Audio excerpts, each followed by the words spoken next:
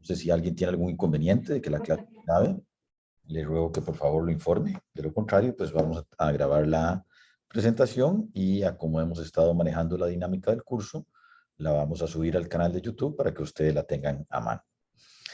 Bueno, el tema que nos corresponde ver hoy es el tema de toxinas bacterianas.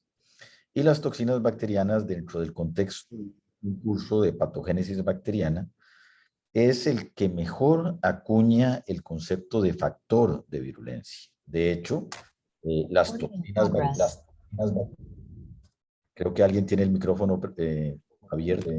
abierto. Vamos a ver, déjeme ver. Ok, ahora sí.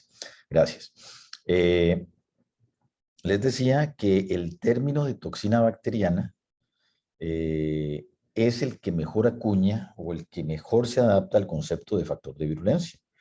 Y de hecho, la primera toxina bacteriana cuyo mecanismo de acción se describió y se descubrió, que es la toxina de Corynebacterium diphtheriae, fue una de las primeras moléculas de origen bacteriano a la cual se le acuñó como un factor de virulencia, precisamente. Entonces, un poco en el contexto de los temas que hemos estado viendo en este curso, creo que este de toxinas bacterianas en particular nos ayuda mucho a cimentar este concepto de factor de virulencia. ¿Ok? Muy bien. Entonces, cuando hablamos de toxinas bacterianas, primero tenemos que comenzar o entrar en el terreno de la clasificación de las toxinas bacterianas para entender qué tipos de toxinas bacterianas hay.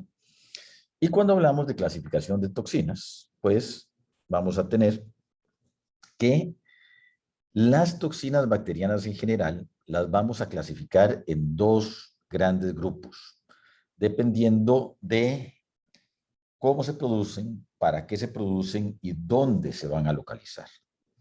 Y cuando vemos esos dos grandes grupos basados en este tipo de clasificación, nos encontramos que tenemos primero exotoxinas bacterianas y luego endotoxinas bacterianas. Entonces esa es la primera gran clasificación que tenemos que tomar en cuenta cuando pensamos en este grupo de factores de virulencia. Y entonces cuando hablamos de exotoxinas o hablamos de endotoxinas, ya el prefijo de cada una de esas palabras nos va hablando un poco de la localización. Cuando hablamos de exotoxinas, exo uno lo asocia con extracelular. Y en efecto, las exotoxinas son aquellas moléculas de origen bacteriano que la bacteria produce, sintetiza y secreta. Entonces, por eso se denominan exotoxinas, porque son moléculas que la bacteria sintetiza para secretar, para que ejecute una acción. Y esa acción, el cual es el propósito celular y molecular primario de esa mayoritariamente proteína, porque vamos a ver que desde el punto de vista bioquímico, la mayor parte de las exotoxinas son proteínas, el propósito es generarle daño al huésped. Y cuando hablo de propósito, no hablo obviamente del propósito maquiavélico de la bacteria que se sentó a diseñar codones y secuencias de aminoácidos desde una perspectiva simplemente maléfica de que quiere hacer daño, sino el propósito evolutivo es generar una reacción en el huésped que favorezca su transmisión. Y en ese proceso, pues se pasean en el huésped y le generan daño. ¿Estamos de acuerdo? Entonces, cuando yo hablo de propósito generar daño, es en ese contexto.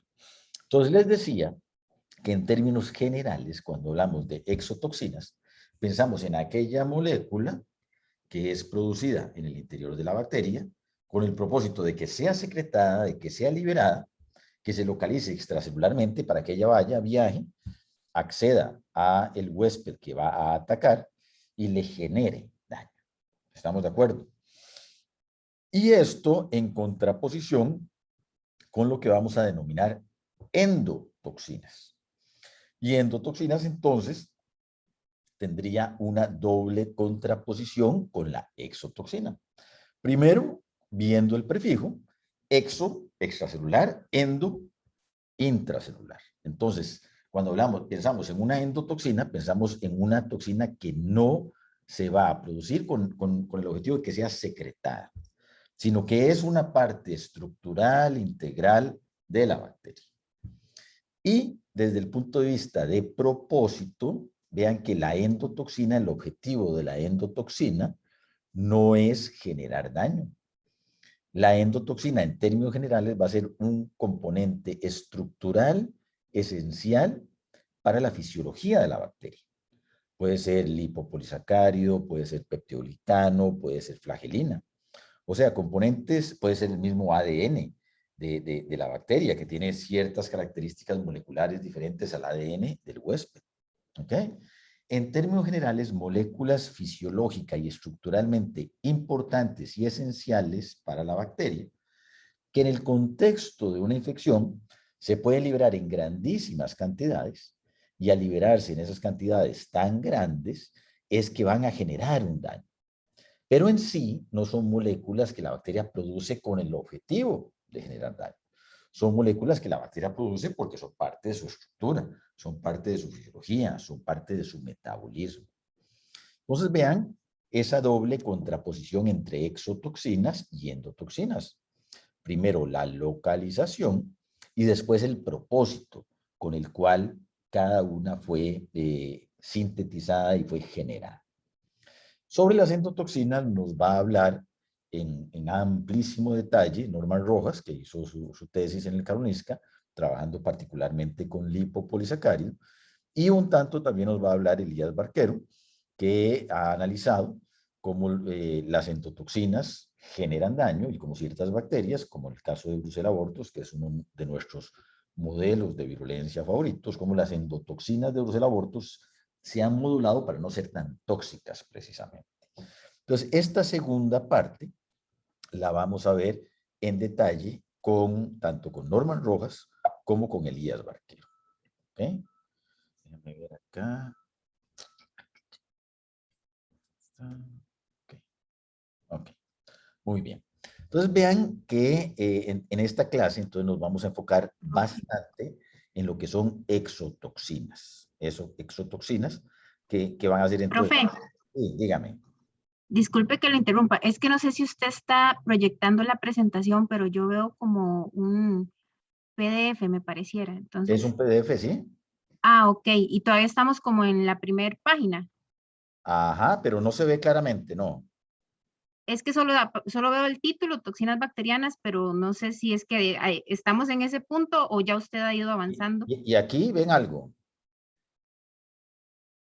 Yo sigo viendo solo como el título, toxinas bacterianas. Y los Y yo compañeros. igual, Ah, igual, nadie está viendo nada. Ay, qué barbaridad, yo lo veo todo. solo el título, digamos. Qué raro, qué raro. Déjeme ver si entonces si cambio la presentación a otra en PPT a ver si se ve mejor. Deme un chancecito, qué pena. ¿Qué dicha que me dijo? Ahí lo ven. Y ahí vemos unas imágenes de membrana, Ajá, sí. Ahí sí se ve. clasificación. Ajá. Ahora sí, sí. Bueno, entonces voy a darla en este formato, es que lo había puesto en formato de pantalla completa, pero ay, qué difícil es la virtualidad a veces. Sí, sí lo están apreciando ahí, sí lo ven. Ven aquí exotoxina, endotoxina, y ven el Sí, diagrama ahora de sí. la célula, la bacteria, sí. Sí, también se ve el mouse. Bueno, se Sí, ve yo les... ok, ok. Ya estamos un poco mejor. Qué dicha que me dijeron. Entonces, toda esta hablada de paja del principio fue esta parte de acá. Entonces, visualmente no hemos perdido nada. ¿Ok? Gracias por hacer la observación. Cualquier otro detalle técnico que tengan, por favor, me avisan inmediatamente. Entonces, les decía que en esta clase, ahora que ya ven el mouse, nos vamos a enfocar mucho en lo que son exotoxinas bacterianas.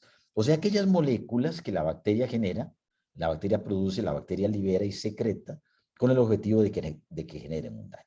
¿Estamos de acuerdo? Y vean que en ese contexto, ya cuando pensamos en exotoxinas bacterianas, y acabo de cambiar la diapositiva, espero que vean ahora sí las cuatro imágenes, ¿las ven? ¿Sí las ven, Sí, verdad? Ok, sí. perfecto, ya estamos bien. Entonces, les decía que cuando hablamos de exotoxinas bacterianas, que en una vasta mayoría van a ser de una naturaleza bioquímica proteica, ahí vamos a tener una división adicional que depende del sitio de ataque sobre la célula que va a ser atacada, valga la redundancia. Entonces, si una primera clasificación tenía que ver con su origen y su propósito, Una segunda clasificación ya se enfoca más en la célula blanco. ¿Qué partes de la célula blanco van a ser atacadas por la exotoxina de la cual estamos hablando? Y cuando pensamos en posibles targets o posibles localizaciones celulares que sean atacadas por la toxina, entonces vamos a tener esta clasificación. Vamos a tener, por ejemplo, toxinas que atacan la membrana. O sea, toxinas que de una u otra manera tienen mecanismos para alterar la doble bicapa lipídica de la membrana plasmática, alterar la homeostasis de esta membrana y por lo tanto generar un daño lítico a la célula que está siendo atacada. Estas las vamos a ver hacia el final de la clase. Son mecanismos relativamente sencillos y directos de entender que radican ya sea en la formación de poros en la membrana o en actividades enzimáticas que se encargan de hidrolíticamente atacar a los fosfolípidos. Entonces son fosfolipas. ¿Okay? Pero en términos de ataque, entonces tenemos toxinas que atacan a la membrana. Por otro lado, tenemos toxinas tipo AB. Y estas toxinas tipo AB son en las cuales nos vamos a detener bastante en esta clase.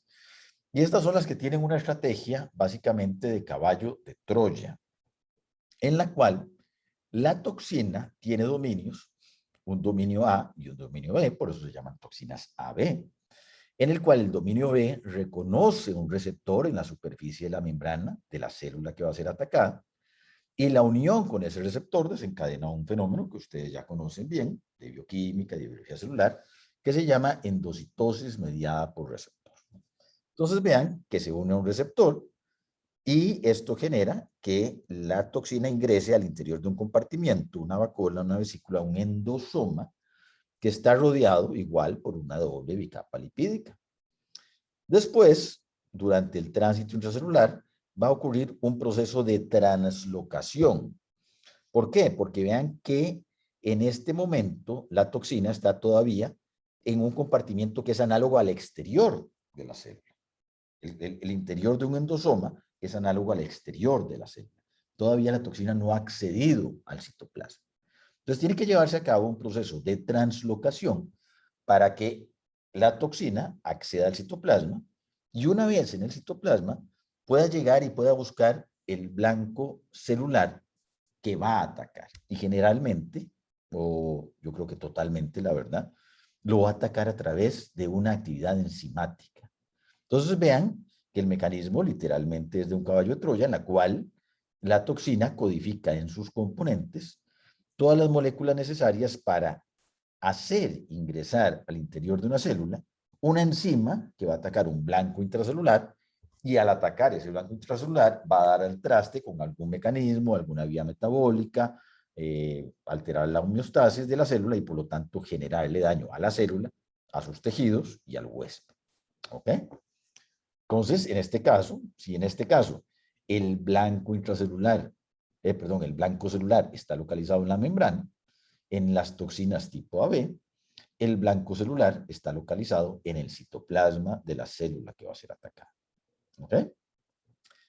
Tenemos otro tipo de exotoxinas, que son los superantígenos. Nuevamente son proteínas producidas por la bacteria con el propósito de generar daño.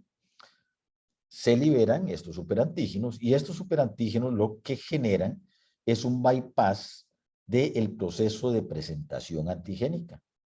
Si ustedes recuerdan, en el proceso de presentación antigénica, una célula presentadora de antígenos fagocita algún antígeno, lo digiere y presenta péptidos en el contexto del complejo mayor de histocompatibilidad. Y esos péptidos que son presentados son reconocidos por un porcentaje mínimo, ínfimo, de los linfocitos T circulantes que tengan receptores que reconocen a ese péptido en el contexto del MHC. ¿Ok? Entonces, en un proceso de activación inmunológica normal, en respuesta a un antígeno, vamos a tener una población muy pequeña de linfocitos T que va a ser activada. Resulta que hay bacterias que generan proteínas que se llaman superantígenos, que se brincan esta necesidad de reconocimiento para que interaccionen la célula presentadora de antígeno con el linfocito T. Y lo que hacen es que unen por las regiones exteriores al MHC con el TCR.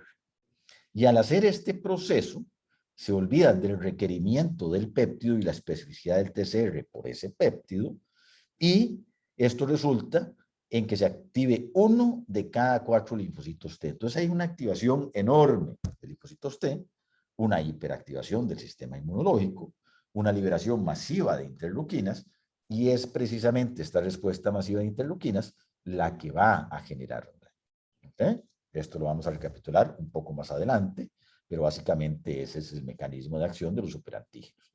Lo que quedaría por ver son las consecuencias fisiopatológicas de esa activación. ¿Okay?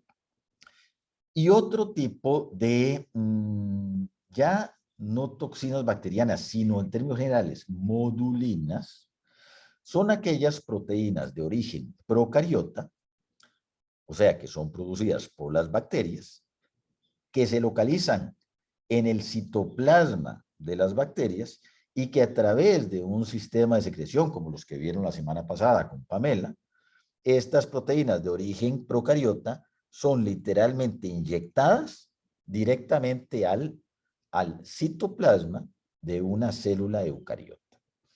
Y estas modulinas, una vez que ingresan al interior de la célula eucariota, van a ir y van a buscar blancos intracelulares, los van a alterar enzimáticamente o mediante otro tipo de estrategias, y eso va a generar una modulación, por eso reciben el nombre genérico de modulinas, una modulación en la fisiología de la célula que está siendo atacada en beneficio de la bacteria que está inyectando estas moléculas.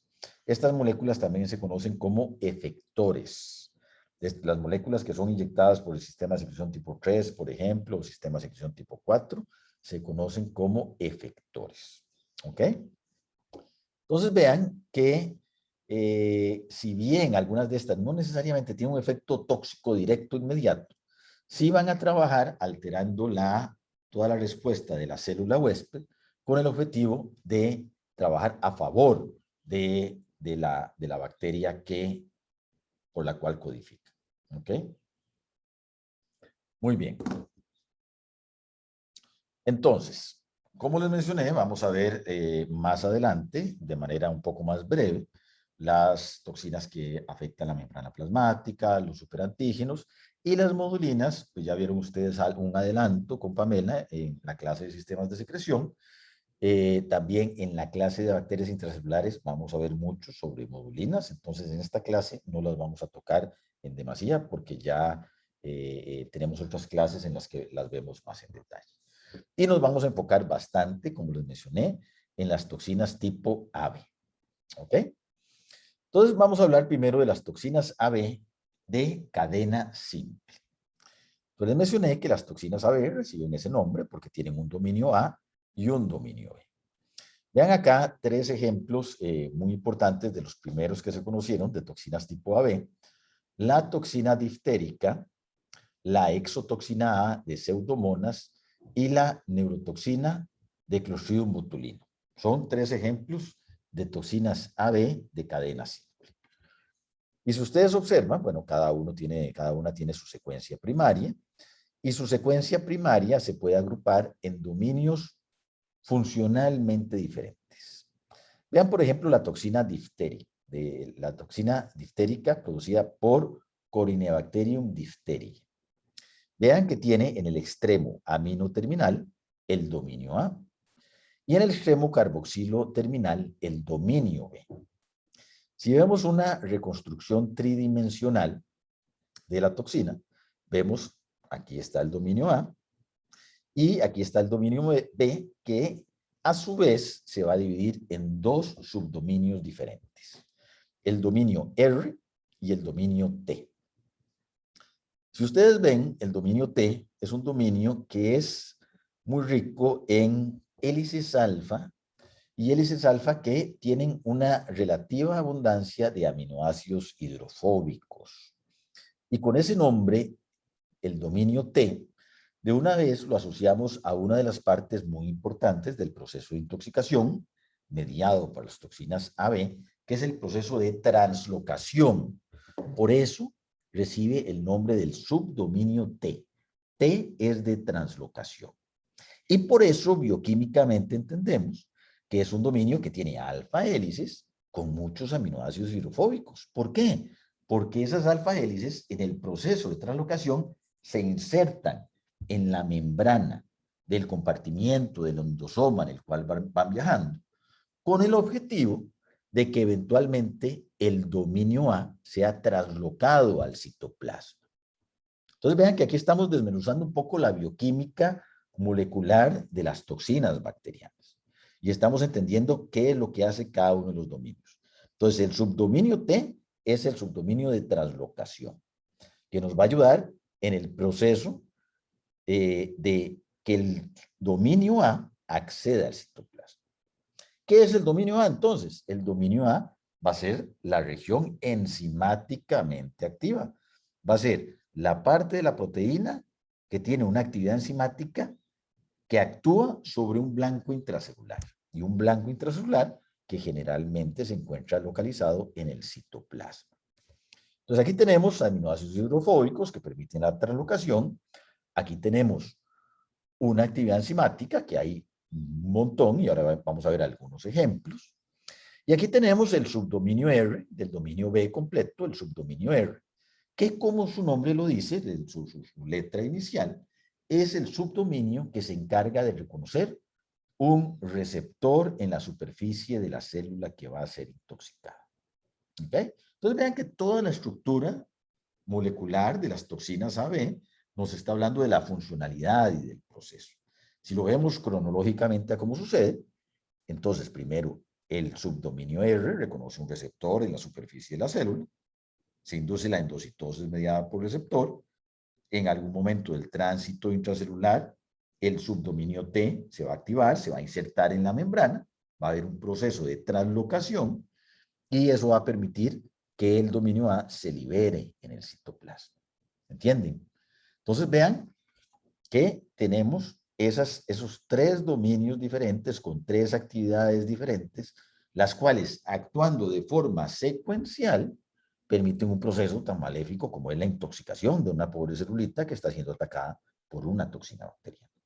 Entonces vean qué interesante.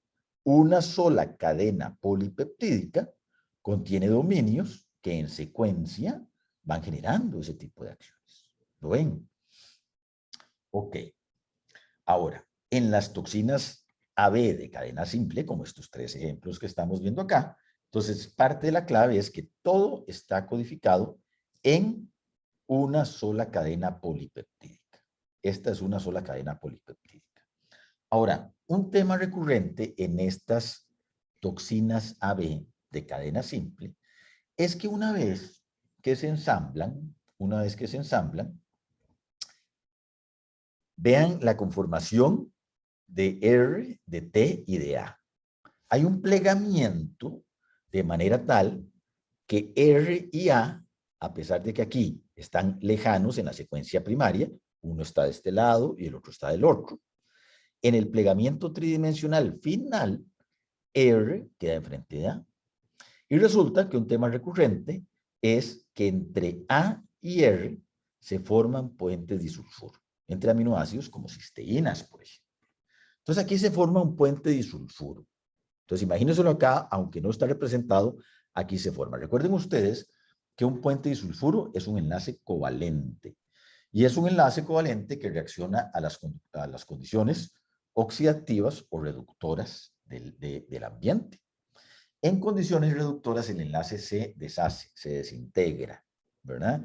Y resulta que el citoplasma de la célula tiene condiciones reductoras y el exterior de la célula tiene condiciones oxidativas. Entonces el enlace disulfuro va a permanecer siempre y cuando la toxina esté en el exterior de la célula o se encuentre en el interior del endosoma. Este enlace va a permanecer. Pero en el momento que se ejecuta el proceso de translocación y el enlace se expone a un ambiente reductor, el enlace se rompe, ¿verdad? Es la naturaleza de los enlaces disulfuros. Y vean qué interesante. Junto con este puente disulfuro que se forma acá, generalmente en las toxinas AB de una sola cadena, hay un evento proteolítico a este nivel que es necesario para que se dé la activación completa de la toxina. ¿Qué significa esto? Bueno, que la proteína se sintetiza como una sola cadena polipeptídica. Entonces ustedes comienzan acá, la siguen y pasan por acá y terminan el dominio. Pero si usted tiene un evento proteolítico a este nivel, usted va a separar la secuencia primaria de A, la separa de T, porque tiene una proteólisis. Hay una parte de la proteína que se remueve. Y vean lo que hacen estas bacterias. Generalmente tienen secuencias que son removidas por proteasas de la misma célula que va a ser intoxicada. Vean que son maléficas a todo nivel. Ellas mismas tienen una secuencia que se la exponen a una proteasa de la célula que va a ser intoxicada para completar el proceso de activación. Entonces, ustedes se pueden imaginar que si tenemos una proteólisis a este nivel, entonces A va a estar unido a B únicamente por el puente disulfuro. ¿Entienden? Y en el momento que se da el proceso de translocación, si ese puente disulfuro se expone a un ambiente reductor, entonces A va a quedar libre en el citoplasma para poder acceder a el sustrato intracelular que tiene que modificar A. Por eso se requiere el evento proteolítico, repito, nuevamente mediado por una proteasa de la misma célula intoxicada, una de ellas es la furina. Se requiere ese evento para que haya una activación total de la toxina bacteriana. ¿Queda claro? Muy bien. Entonces, esos son elementos estructurales importantes de las toxinas AB. Otro elemento importante que en el cual me gusta hacer énfasis es que noten lo siguiente. Si ustedes agarran la toxina diftérica o la exotoxina A de Pseudomonas y comparan su estructura tridimensional, vean que es bastante similar. El agrupamiento de los dominios es muy similar. La estrategia de proteólisis y de puentes disulfuro es muy similar. E incluso vamos a ver que la acción enzimática es prácticamente la misma. Es una ADP ribosilación, ya vamos a ver más adelante en qué consiste eso, sobre proteínas del ribosoma. Entonces vean qué interesante, tenemos dos toxinas producidas por patógenos diferentes, que tienen una conformación tridimensional muy parecida, una estrategia de intoxicación idéntica y un mecanismo de acción igual, prácticamente. ADP ribosilación de proteínas del ribosoma y por lo tanto interrupción de la síntesis de proteínas. Entonces, viendo estas similitudes, uno pensaría que si uno toma la secuencia primaria de esas proteínas, van a ser proteínas muy parecidas. Y resulta que no. Y a pesar de que aquí, obviamente, no podemos ver la secuencia primaria de aminoácidos como para decir si se parecen o no, sí tenemos un elemento que nos habla rápidamente de una característica que probablemente nos dice que realmente esa secuencia no es parecida. Vean, el dominio A de la toxina diftérica queda en el extremo amino terminal y el dominio A de la exotoxina de Pseudomonas queda en el extremo carboxilo terminal. Y eso ya es una indicación de que la secuencia primaria no es parecida y en efecto no lo es. Esto es un ejemplo de evolución convergente. ¿Qué significa eso? Que una estrategia molecular exitosa puede ser adquirida de manera convergente a través de dos mecanismos evolutivos totalmente independientes. No fue un evento en el cual un gen se duplicó y fue adquirido por otra bacteria de forma horizontal para que la otra bacteria lo utilizara en la misma estrategia. Fueron dos eventos evolutivos que evolucionaron independientemente y llegaron a un resultado molecular y funcional muy parecido. Y ese es otro tema recurrente en las toxinas bacterianas.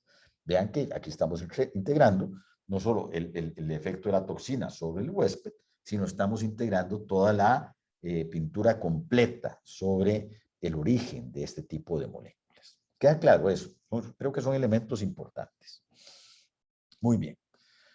La neurotoxina de Clostridium botulinum también tiene una estructura AB con similitudes en cuanto a la funcionalidad, la división del dominio B en un subdominio R, que es un receptor, y un subdominio T, que está rico en aminoácidos hidrofóbicos y alfa hélices que sirven en el proceso de translocación. También tiene un puente disulfuro que se forma entre A y R, y también depende de un evento proteolítico para la activación completa de la toxina. ¿Ok? Muy bien. Entonces, esto es con respecto a las toxinas AB de cadena simple. Pero también vamos a tener toxinas AB que son multiméricas. Entonces, si habíamos visto que el dominio B era el encargado del efecto de caballo de Troya, de unión a un receptor y del proceso de translocación, y el dominio A se encargaba de la actividad enzimática que afecta directamente a un blanco intracelular y por lo tanto es el martillo que le da por la jupa a la célula para matarla, para eliminarla. En las toxinas AB multiméricas tenemos la misma estrategia. Un dominio B que se encarga de unirse a un receptor y media el proceso de translocación, y un subdominio A, o un dominio A más bien, que es el que tiene la actividad enzimática que va a dar al traste con algún proceso fisiológico o metabólico de la célula que va a ser afectada. Pero la diferencia entre estas y estas es que el dominio A y los dominios B están codificados en genes diferentes. Aquí todo está codificado en un solo gen, todo se traduce de un solo tiro y sale solo una cadena polipeptídica, que si bien después puede ser modificada post-traduccionalmente para tener diferentes dominios separados físicamente, originalmente se origina de valga la redundancia, de un solo gen y originalmente va a ser una sola cadena polipeptídica. En las toxinas AB tipo multiméricos vamos a tener genes diferentes que codifican por el dominio A y genes diferentes que codifican por el dominio B. Y vean que otro tema recurrente es que el dominio B va a ser multimérico. O sea, vamos a tener varias proteínas repetidas del dominio B que van a formar un multímero, en este caso un pentámero, en este otro caso un pentámero, en este caso un heptámero, o sea, 7, y el dominio A, que se sintetiza por aparte, se va a aprovechar del dominio B, que llega, polimeriza sobre la superficie de la célula, y el dominio A aprovecha para unirse y utilizar ese dominio B multimérico como medio de transporte, como caballo de Troya, para ingresar al interior de la célula que va a ser afectada. Entonces, funcionalmente tenemos exactamente la misma estrategia. Molecularmente tenemos diferencias, genes diferentes para dominios diferentes. Y el dominio B, generalmente, que va a ser un dominio multimérico. ¿Qué ejemplos tenemos aquí? Nuevamente, ejemplos de evolución convergente, la toxina del cólera o la toxina pertussis. Vean que en ambos casos tenemos pentámeros. El pentámero DB está producido por monómeros, 5 monómeros exactamente iguales, 5 monómeros codificados en el mismo gen, que forman un pentámero, esos 5 monómeros, y permiten que el dominio A se una, ingrese y sea translocado al interior del citoplasma de la célula afectada. En el caso de la toxina pertussis, tenemos también 5 monómeros, pero vean que los monómeros son diferentes. Tenemos el S4, S3, S5, S3, S4. ¿Ok? Son monómeros diferentes, obviamente codificados por genes diferentes. Y ellos se van a encontrar, y ellos 5 van a formar el dominio B, que van a permitir a la actividad enzimática ingresar al interior de la célula que va a ser atacada. ¿Ok? En el caso de la toxina de anthrax, que es producida por Bacillus anthracis, aquí tenemos un ejemplo aún más interesante, en el cual se genera, a partir de un gen, se genera esta proteína que se llama el antígeno protector. Y su nombre deriva, a pesar de que es el dominio B, que funcionalmente sirve para que la toxina ingrese al interior de la célula, su nombre deriva, obviamente, como su nombre lo dice, en el hecho de que anticuerpos contra este dominio neutralizan a la toxina, ¿verdad?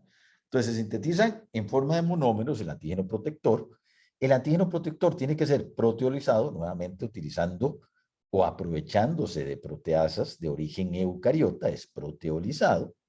Y esa proteólisis genera este fenómeno tan interesante. Primero, que permite que los monómeros se asocien entre ellos en grupos de 7. Entonces forma heptámeros. Si no se da la proteólisis, no se da esta asociación. Y la proteólisis aún más es fundamental para que un subdominio hidrofóbico que en esta conformación está oculto, una vez que se da la hidrólisis, ese subdominio se desensambla y se inserta en la membrana.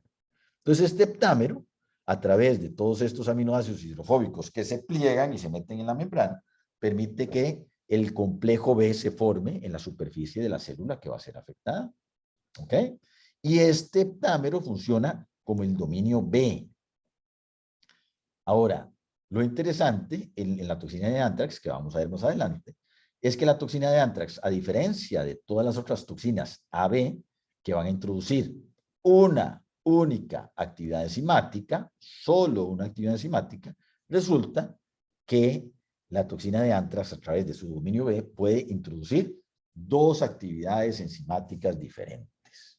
Y eso también es fascinante, ¿verdad? Primero se ensambla toda la estructura para que ingrese la actividad enzimática y resulta que después la bacteria genera dos actividades enzimáticas que ambas se aprovechan de ese sistema de transporte para ingresar al interior de la célula. ¿Queda claro? Muy bien.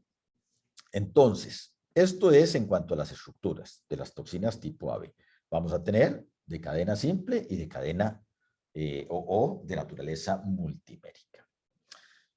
Receptores. Entonces vean que el dominio B tiene el subdominio R, que se encarga de localizar a un receptor en la superficie de la célula que va a ser intoxicada para reconocer ese receptor e iniciar el proceso de intoxicación.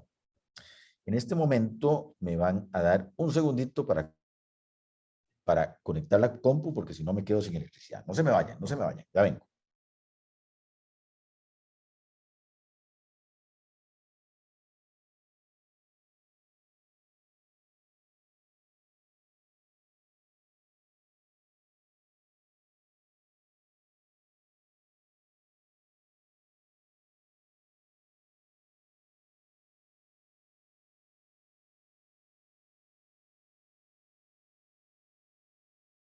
Listo.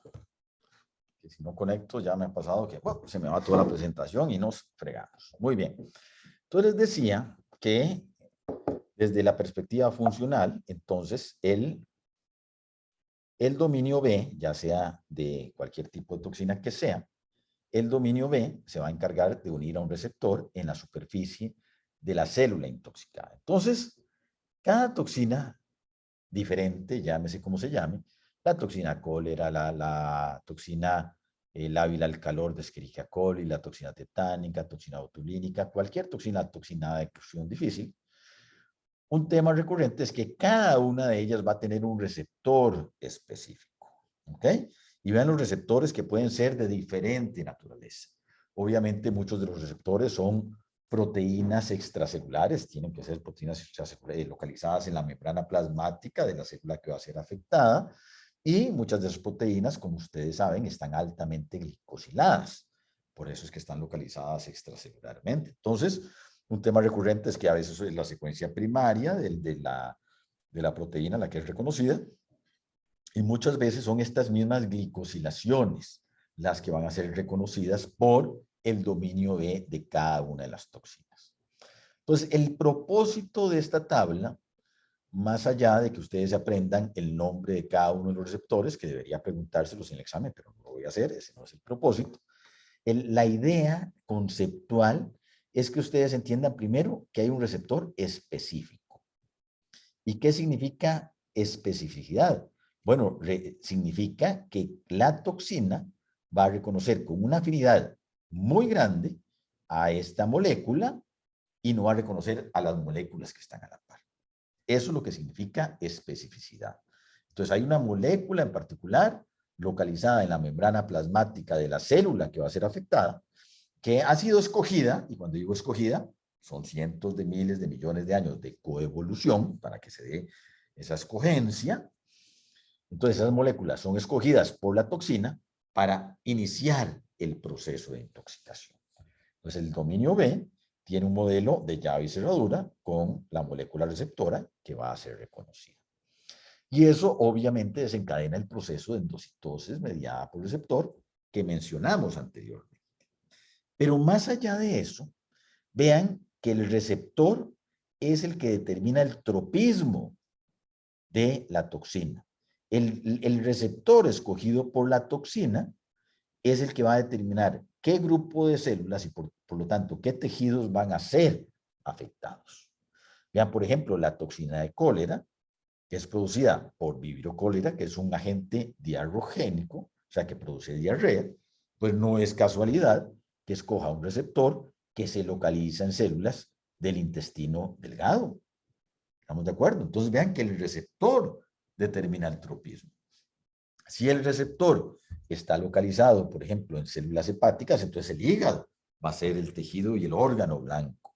Si está localizado en alveolos, en parénquima pulmonar, entonces vamos a tener un blanco a nivel de tracto respiratorio inferior y así sucesivamente. Por ejemplo, la toxina tetánica escoge receptores que se encuentran en la membrana de neuronas, obviamente, porque es una neurotoxina. Entonces vean que el tropismo o las células y los tejidos que van a ser afectados por una toxina en particular está determinado por el dominio B, porque el dominio B es el que se une a un receptor localizado en la superficie de las células que van a ser afectadas. Entonces el receptor determina el tropismo y cada toxina entonces va a tener un receptor específico que va a escoger a través de un proceso coevolutivo como el receptor que va a utilizar para iniciar el proceso de intoxicación. Una vez que se da ese proceso de unión de la toxina con un receptor que ya dijimos y ya vimos que es específico, entonces se va a inducir el proceso de endocitosis mediada por receptor. Y en ese momento, pues entonces vamos a tener este fenómeno que yo les decía, se produce una invaginación y la toxina va a culminar en el interior de un endosoma. Y recordemos que el interior de un endosoma es equivalente a la región extracelular en condiciones biofísicas y en contenido. ¿Por qué? Porque al darse la endocitosis, el contenido del endosoma va a ser similar al contenido de la región extracelular, ¿verdad? Entonces, obviamente, en este momento, la toxina dio un paso muy importante, pero todavía no ha dado el paso final, que es lograr que el dominio A acceda al citoplasma de la célula que va a ser intoxicada. Bueno, resulta que las toxinas ingresan por endocitosis mediada por receptor, pero la endocitosis y la ruta endocítica es bastante compleja y bastante larga. Y resulta que las toxinas deciden salirse de la ruta endocítica a diferentes niveles. Hay toxinas como la toxina de antrax o la toxina diftérica que rápidamente, tan pronto se forma el endosoma, probablemente ustedes recuerdan del curso de bioquímica y de los cursos de bioquímica y biología celular, que los endosomas tan pronto se forman, comienzan a incorporar en su membrana ATPasas que se encargan de bombear al interior del endosoma iones hidrógeno. Y entonces los endosomas son organelas que rápidamente se acidifican. Un endosoma temprano puede estar en un pH 6,7, 6,5, pero rápidamente conforme progresan en la ruta endocítica, el pH va bajando.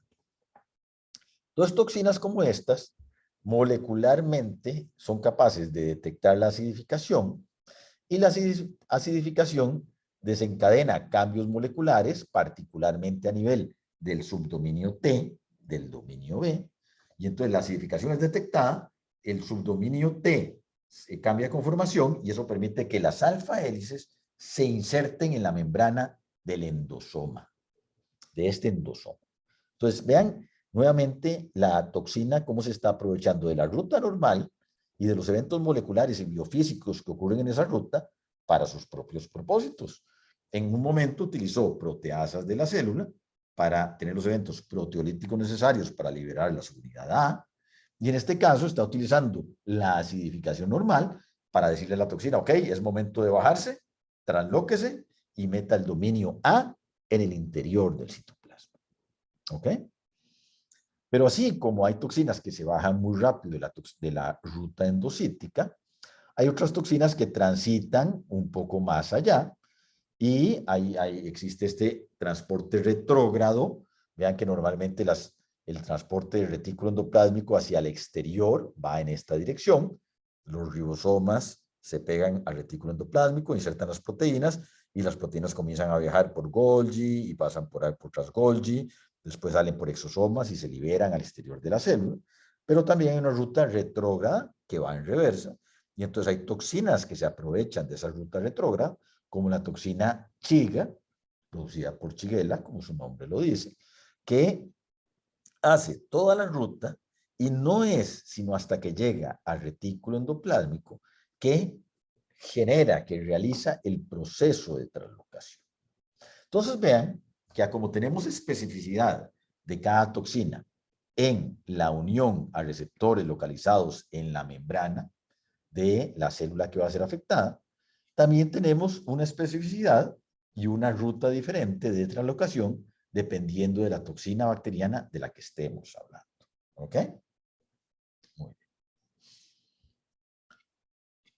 Entonces, cada toxina va a tener su propio proceso de translocación. Y como les mencioné, el proceso de translocación en algunos casos sensa simplemente una señal biofísica, como estas toxinas, acidificación, y por lo tanto, cambios conformacionales en T que permiten la inserción de las alfa-hélices y la translocación.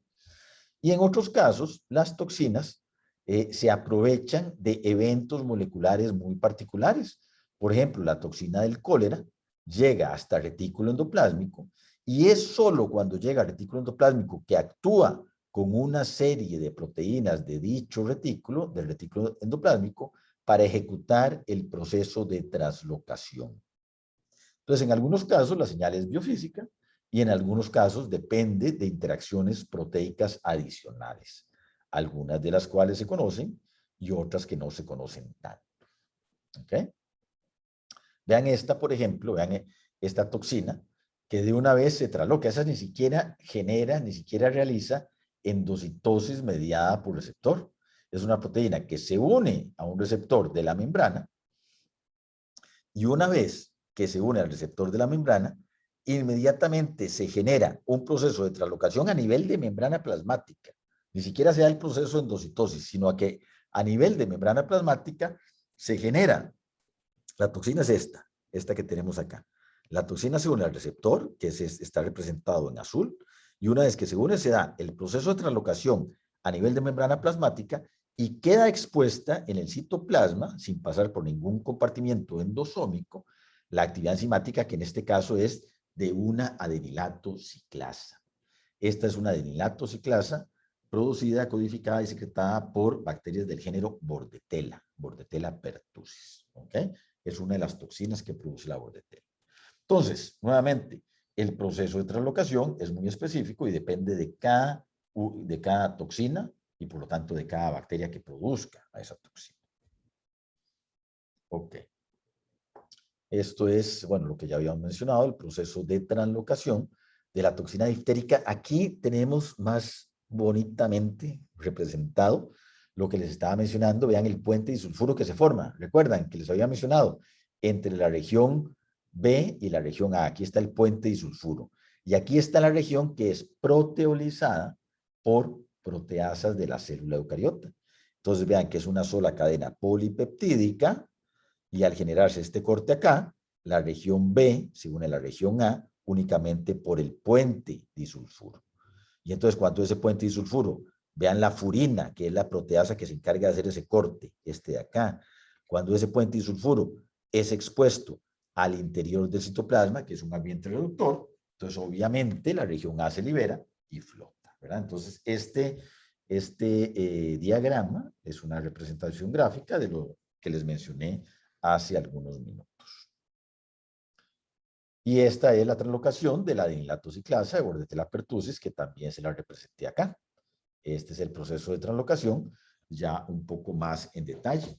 Vean que la adenilato ciclasa se une al receptor que les representé acá, se une al receptor, se inserta en la membrana, a través de uno de esos dominios pasa a la región citoplasmática, la región que tiene actividad enzimática, vean la que es adenilato ciclasa, y nuevamente el tema recurrente, la toxina se aprovecha de una proteasa eucariota que corta esta región enzimática, la libera y permite que haga los estragos que tiene que hacer a nivel enzimático, obviamente aumentar los niveles de AMP cíclico para que se dé el efecto tóxico sobre la célula. ¿Ok? Entonces, la translocación es un evento fundamental en el proceso de intoxicación celular.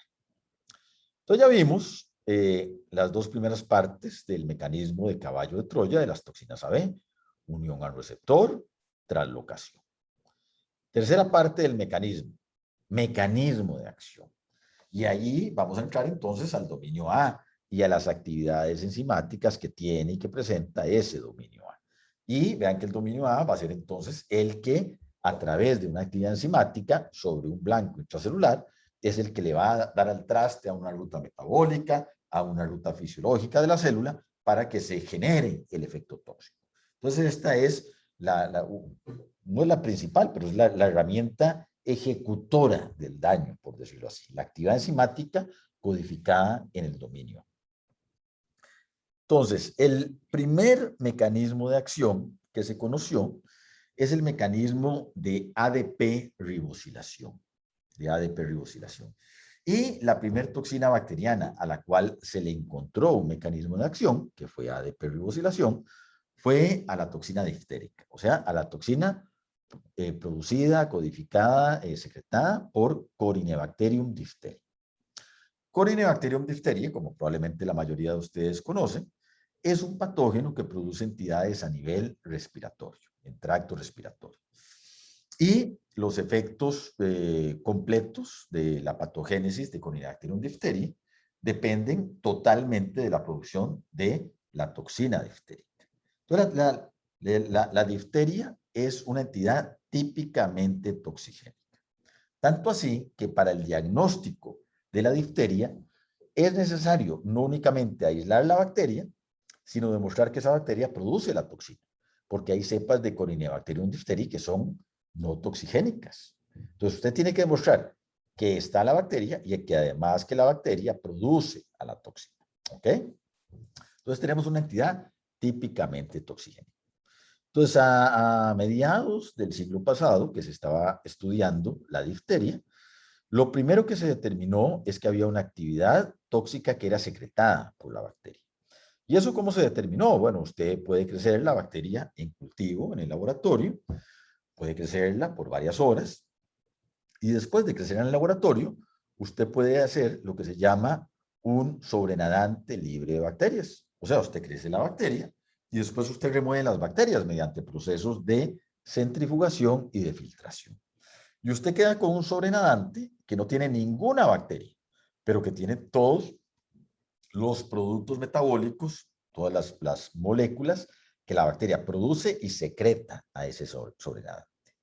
Bueno, resulta que en estudios de patogénesis muy incipientes, de la patogénesis de la difteria, se tomó ese sobrenadante libre de bacterias, se inoculó en ratones como modelo experimental, recordemos la clase de patogénesis al principio del curso, y se vio que el sobrenadante libre de bacterias generaba los mismos signos y síntomas que la inoculación de la bacteria completa. Entonces vean el primer elemento de información importantísimo que se obtuvo. Bueno, resulta que eso nos dice que la bacteria crece, produce y secreta algo que por sí solo es capaz de producir enfermedad. Porque si usted toma la bacteria completa, la inocula en un modelo animal, produce una enfermedad con ciertos signos y síntomas, y después toma el sobrenadante y produce exactamente lo mismo, entonces usted sabe que hay algo que genera la bacteria que es tóxico. Y aquí se acuña el término de toxina bacteriana. Entonces tenemos algo en el sobrenadante que es tóxico, primer elemento. Entonces, si usted tiene algo en el sobrenadante que es tóxico, lo que sigue es ver cuál molécula es responsable de esa toxicidad. Mediante técnicas secuenciales de cromatografía, usted puede purificar las diferentes moléculas y a través de ese tipo de procedimientos, cromatografías de intercambio iónico, de filtración en gel y de afinidad, fueron capaces de llegar a purificar una proteína de 150 kilodaltons que ella sola purificada, cuando se inoculaba en ratones, producía todos los signos y síntomas de la enfermedad. Y a esa molécula se le denomina la toxina diftérica, que es la primera toxina bacteriana que se comienza a estudiar. Entonces ya tenemos una proteína purificada que reproduce todos los signos y síntomas de la enfermedad. Entonces la siguiente pregunta es, ¿qué hace esa toxina? ¿Cómo es que produce enfermedad? Y bueno, recordemos todos los modelos de patogenicidad que podíamos utilizar y recuerden cómo, conforme progresábamos en hacer el modelo más reduccionista, nos alejábamos de la realidad del huésped real, en este caso el ser humano, pero podíamos llegar a obtener información que nos hablara un poco mejor de los detalles moleculares. Y precisamente para encontrar el mecanismo de acción de la toxina diftérica, se recurrió a un modelo bastante reduccionista, que son células crecidas en el laboratorio, líneas celulares eucariotas crecidas en el laboratorio. A esas líneas celulares eucariotas se les añade la toxina diftérica y se observa cuál es el efecto. Bueno, resulta que el efecto que se observó era que estas células dejaban de sintetizar proteínas. La toxina lograba detener la síntesis de proteínas en la célula blanca. Y entonces ustedes se pueden imaginar que si tenemos una proteína, si tenemos una toxina bacteriana que inhibe la síntesis de proteínas, entonces uno de una vez piensa, bueno, ¿cuál será el blanco intracelular? Y la respuesta obvia es el ribosoma debería ser. Porque si tenemos una toxina que inhibe la síntesis de proteínas, entonces lo más lógico es que el ribosoma sea afectado por esa toxina. Y esa fue la línea de pensamiento que obviamente utilizaron los investigadores trabajando en toxina diftérica. Y entonces utilizaron un modelo aún más reduccionista. Ya no utilizaron células eucariotas, sino utilizaron ribosomas purificados. Resulta que usted en un tubo de ensayo, usted puede reconstituir la síntesis proteica. ¿De qué manera?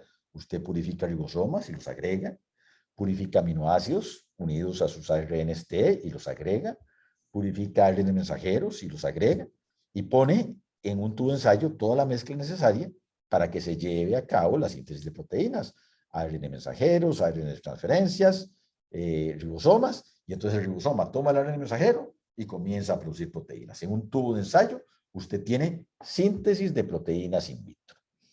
Y entonces, en ese modelo, la consecuencia lógica era a todo ese conjunto agregarle la toxina diftérica y la hipótesis decía que la toxina diftérica debería detener la síntesis de proteínas. ¿Y qué creen que pasó? Si tenemos ribosomas, ARN mensajeros, ARN de transferencia y agregamos toxina diftérica. Bueno, resulta que mezclaron todo esto y no se detuvo la síntesis de proteínas. Y entonces, ay, ¿qué habrá sido? ¿Qué habrá pasado? Ah, bueno, puede que sea, pensaron, puede que sea una actividad enzimática. Y muchas enzimas necesitan cofactores para funcionar. Y entonces repitieron el experimento, pero agregando una sopa de células. Agregaron células, las rompieron, donde vienen todas las moléculas que vienen en el interior de una célula, le agregaron eso, y resulta que ahí sí, en presencia de un montón de moléculas de origen celular, fueron capaces de detener la síntesis de proteínas. Entonces, la conclusión a la que llegaron es que la toxina diftérica tiene una actividad enzimática que requiere un cofactor para modificar al ribosoma y, por lo tanto, detener la síntesis de proteínas. Y hasta ahí les llegó la imaginación. Vean que la historia viene caminando por un curso de lógica muy agradable. Y ya en este momento, cuando dijeron, bueno, ¿cuál será el cofactor? Ya utilizaron simplemente la fuerza bruta de la imaginación, tomaron el catálogo de sigma y empezaron en orden alfabético a probar diferentes cofactores purificados y tuvieron una suerte intermedia porque el cofactor resulta que comienza con la letra N. Entonces tuvieron que probar de la A a la N diferentes moléculas. Y encontraron que cuando mezclaron ribosomas in vitro con ARN mensajeros, ARN de transferencias, toxina diftérica y esta molécula que se llama NAD, resulta que detuvieron la síntesis de proteínas. ¿Recuerdan NAD de los cursos de bioquímica? El NAD es una molécula que se encuentra en gran abundancia en el interior del citoplasma de las células, que tiene este anillo de nicotinamida y tiene esta porción de la molécula que se conoce como ADP ribosa. ¿Ok? Este es el NAD completo. Resulta que estos investigadores descubrieron que la toxina diftérica tiene una actividad de ADP ribosilación. Toma el NAD, lo corta a este nivel, a nivel de la nicotinamida, se deshace de la nicotinamida y toma la molécula de ADP ribosa y se la pega covalentemente a la proteína blanco. Entonces, el primer mecanismo que se encontró, primer mecanismo de acción de una toxina bacteriana, es el mecanismo de ADP ribosiltransferasa. O sea, una actividad enzimática codificada en la porción A de la toxina, la porción A de la toxina diftérica, en esta de acá, en esta porción A, una actividad enzimática mediante la cual esa porción A toma al NAD, lo hidroliza, toma la porción de la ADP ribosa y se lo pega covalentemente a una proteína de origen eucariota. ¿Estamos de acuerdo? Primer mecanismo de acción. ¿Y a quién se lo pega en el caso de la toxina diftérica? Bueno, obviamente se lo pega a una de las tantas proteínas que conforman el ribosoma. Recuerden, está la conformación del ribosoma eucariota, también muy parecido a la conformación del ribosoma procariota, ¿verdad? En el cual, vean que tenemos una gran cantidad de proteínas y una de esas proteínas es la que se llama el factor de elongación. Y vean que el factor de elongación queda muy cerca de la zona donde se mete el ARN de transferencia del sitio aceptor. Recuerden, en el ribosoma tenemos el sitio aceptor del ARN de transferencia y aquí tenemos el ARN de transferencia previo que está en el sitio P y en esta zona se genera el enlace peptídico entre el aminoácido previo y en el que viene. ¿Ok? Resulta que vean a qué nivel sucede la ADP ribosilación. Viene la toxina diftérica, ADP ribosila esta proteína que está acá, muy cerca del sitio A, y esta ADP ribosilación impide que el próximo ARN de transferencia ingrese al sitio A. Y obviamente al no poder ingresar, da el traste con toda esta cadena de ingreso del ARN de transferencia, movimiento al sitio P, generación del enlace peptídico, y obviamente la sola interferencia estérica de esta ADP ribosa a este nivel interrumpe el proceso de síntesis de proteínas. Vean qué interesante. ¿Ok? Entonces aquí entendemos molecularmente por qué cuando añadimos la toxina diftérica purificada a células en cultivo celular, paramos totalmente la síntesis de proteínas. Entendemos cuando agregamos la toxina en presencia del NAD a un modelo in vitro de síntesis de proteínas, detenemos la síntesis de proteínas. Y esto molecularmente ocurriendo a nivel de un huésped, entendemos por qué genera y produce daño en un huésped. Porque obviamente un huésped en el cual se le detiene la síntesis de proteínas a una subpoblación de sus células, pues va a tener un efecto tóxico evidente. ¿Queda claro? Primer mecanismo de acción, entonces, ADP ribosilación, mediado por la toxina diftérica. Pues obviamente, en el momento que usted encuentra un mecanismo de acción, cada vez que usted tiene una toxina bacteriana nueva, usted lo primero que prueba es si es una ADP ribosiltransferasa. ¿Y cómo puede usted probar si una toxina es ADP ribosiltransferasa? Vea cómo se genera. Vea cómo se genera. Usted puede tomar, ya una vez que existe el mecanismo de ADP ribosilación, usted puede hacer un ensayo mucho más directo, no tiene que hacer todos los recovecos que hicieron con la toxina diftérica. Usted genera un lisado de proteínas de cualquier célula y ese lisado que tiene todas las proteínas de esa célula lo expone a la toxina que usted está probando en presencia de NAD radioactivo. NAD radioactivo que esté marcado radioactivamente a nivel de la ADP ribosa. Usted deja que la reacción se lleve a cabo, separa las proteínas en una electroforesis, entonces usted tiene aquí todas las proteínas de la célula y esto lo expone a una película radiográfica. Y si en algún nivel de la escalera de peso molecular le aparece una proteína radioactiva, eso quiere decir que esa toxina es una ADP ribosiltransferasa. Y entonces, mediante esa estrategia, utilizando NAD radioactivo, se encontró que otras toxinas bacterianas utilizaban como sustrato diferentes proteínas de la célula. No solo los factores de elongación, como ya vimos en el caso de la toxina diftérica, sino se encontraron otros sustratos interesantes como proteínas G heterotriméricas o proteínas G monoméricas, que fueron modificadas por diferentes toxinas bacterianas que eran ADP-ribosiltransferasas. Por ejemplo, la toxina C3 de Clostridium botulinum, ya que Clostridium botulinum es una bacteria que genera problemas neurológicos y sus principales toxinas son neurotoxinas. Sin embargo, la toxina C3 de Clostridium botulinum no es una neurotoxina. Es una toxina que ADP-ribosila GTPasas monoméricas de la familia Rho que controlan el citoesqueleto. Estas proteínas Rho median o modulan la polimerización del citoesqueleto de actina. Y vean ustedes en este conjunto de células que tenemos acá, teñidas con faloidina. La faloidina es una molécula que se une a el citoesqueleto de actina polimerizado. Entonces vean que aquellas células que han sido microinyectadas con la toxina C3 de Clostridium botulinum, vean que el contenido de actina polimerizada es mucho menor. Esta célula es esta misma de acá. Esta célula se microinyectó con la toxina C3. Y vean cómo esta célula tiene poco citoesqueleto de actina comparado con las células vecinas que no están siendo intoxicadas. Y entonces vemos como al modificar Rho, que es una proteína importante para la polimerización del citoesqueleto de actina, vemos cómo inducimos una despolimerización de ese citoesqueleto.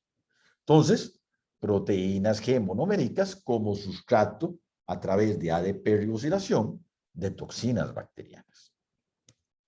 Otras toxinas bacterianas muy famosas y muy conocidas, que son ADP-ribosiltransferasas, son la toxina del cólera y la toxina pertussis. Ambas, en este caso mediante ADP-ribosilación, modifican proteínas G heterotriméricas. Esas son las que utilizan como sustratos. Y eso tiene consecuencias muy importantes en toda la fisiología y el metabolismo de la célula intoxicada.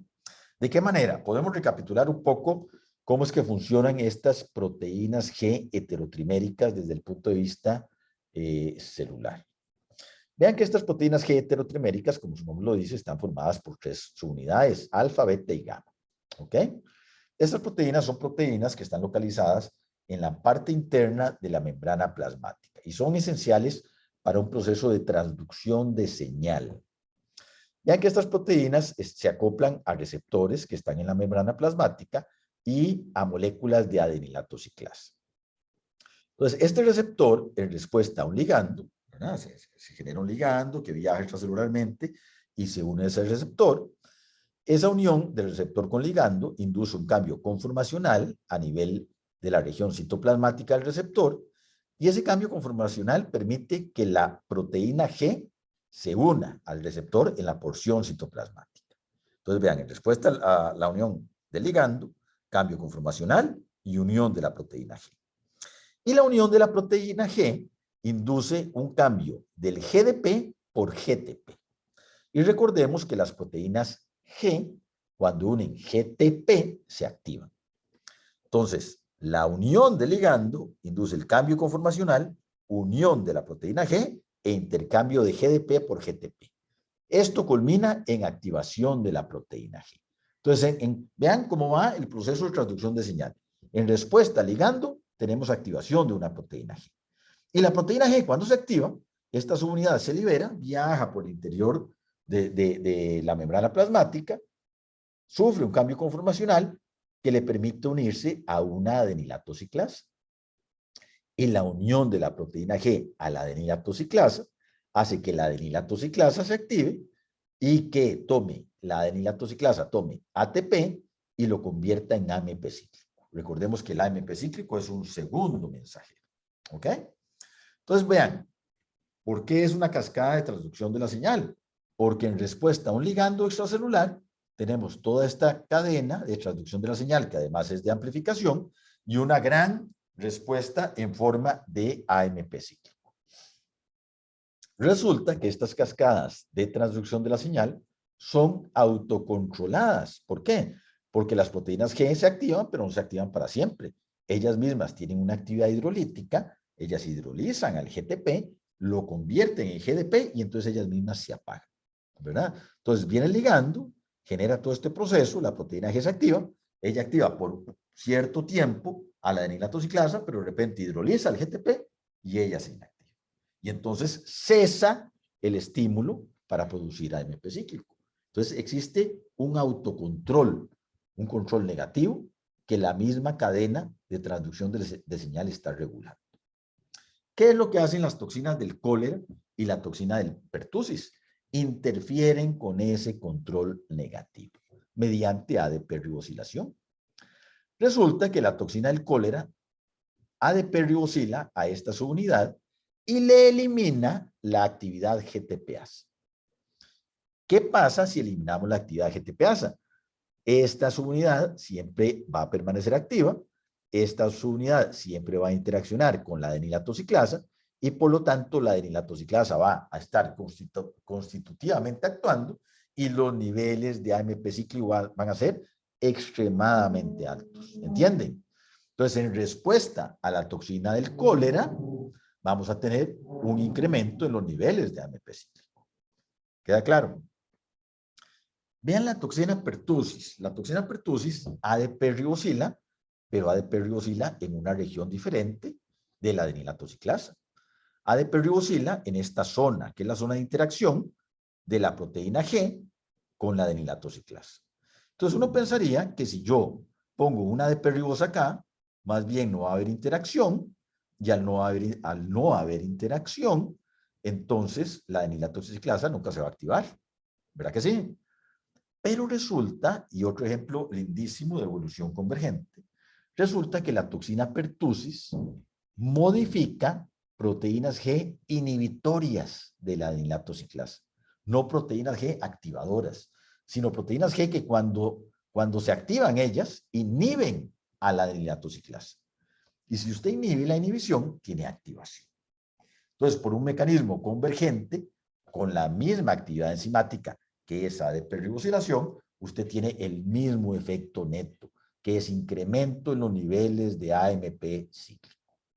Entonces, la toxina del cólera y la toxina pertussis, ambas mediante un mecanismo convergente de ADP-ribosilación, generan un incremento en los niveles de AMP cíclico, que en el caso de la toxina de cólera, esos niveles altos de AMP cíclico a nivel intestinal generan una diarrea, y en el caso de la toxina pertussis, esos altos niveles de AMP cíclico a nivel de tracto respiratorio generan una congestión en la tráquea y por lo tanto todo el evento respiratorio que produce Bordetella pertussis.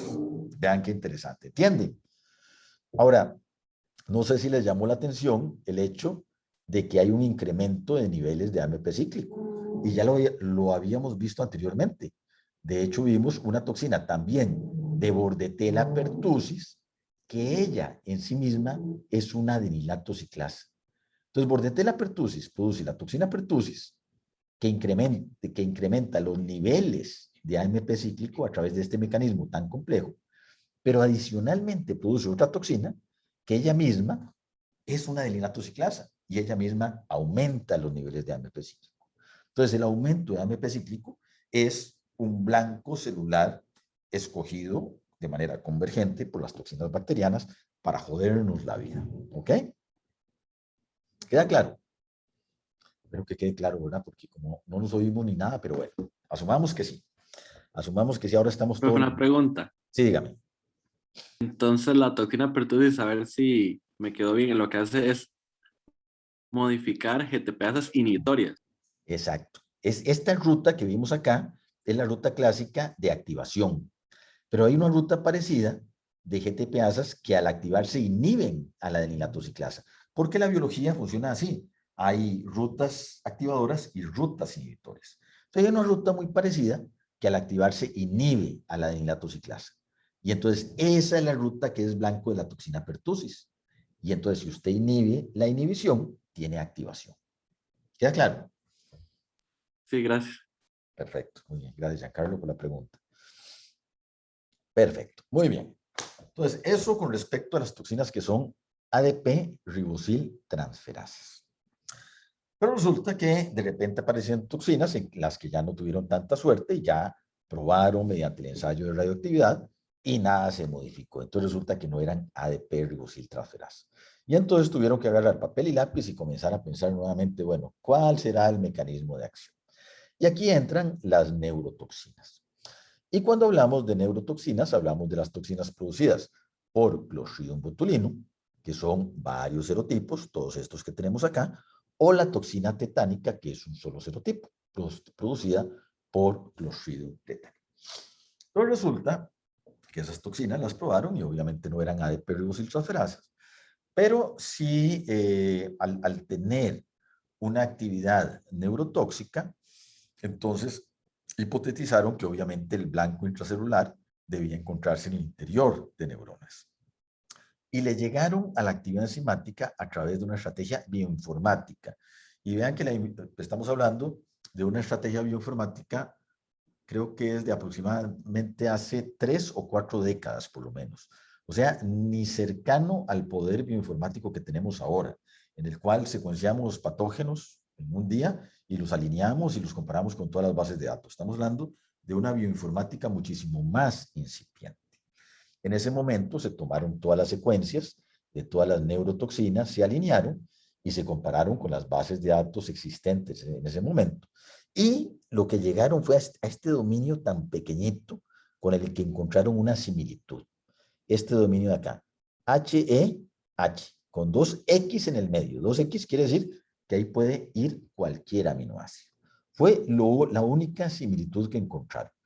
Fue de lo que se agarraron para encontrar el mecanismo de acción, esa similitud.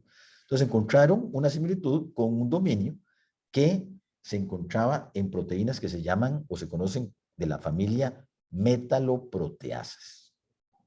Entonces, si usted alinea todas sus toxinas y tienen un dominio muy pequeño, pero parecido a metaloproteasas, ¿usted qué es lo que va a hipotetizar? Usted lo que va a hipotetizar es que tal vez sus toxinas son enzimas proteolíticas. Enzimas proteolíticas que dependen de la unión a un metal para su actividad enzimática.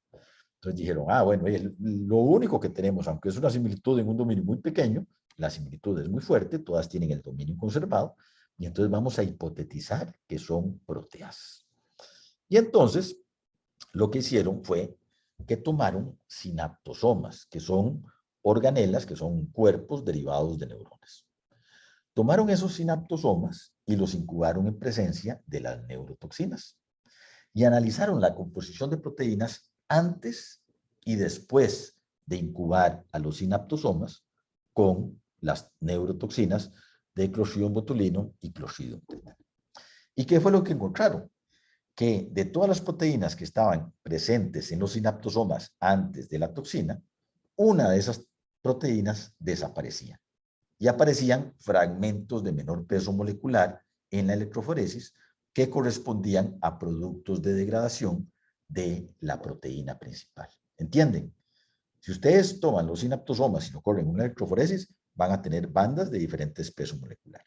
Y una de esas bandas, en presencia de la toxina, desaparece y aparecen 2 bandas de un peso molecular menor. Y entonces, claro, dijeron, vean, ahí encontramos un sustrato intracelular que es proteolizado por las neurotoxinas de Clostridium botulinum y Clostridium tetani. Vean la estrategia, qué inteligente. ¿Y qué son esos sustratos que son proteolizados? En efecto, estas neurotoxinas resultaron ser proteasas, metaloproteasas.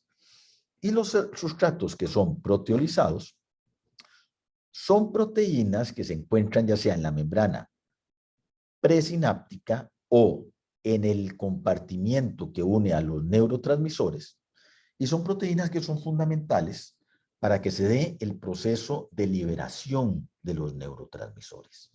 Vean esta vesícula que está acá. Es una vesícula que se encuentra en la terminal presináptica del axón.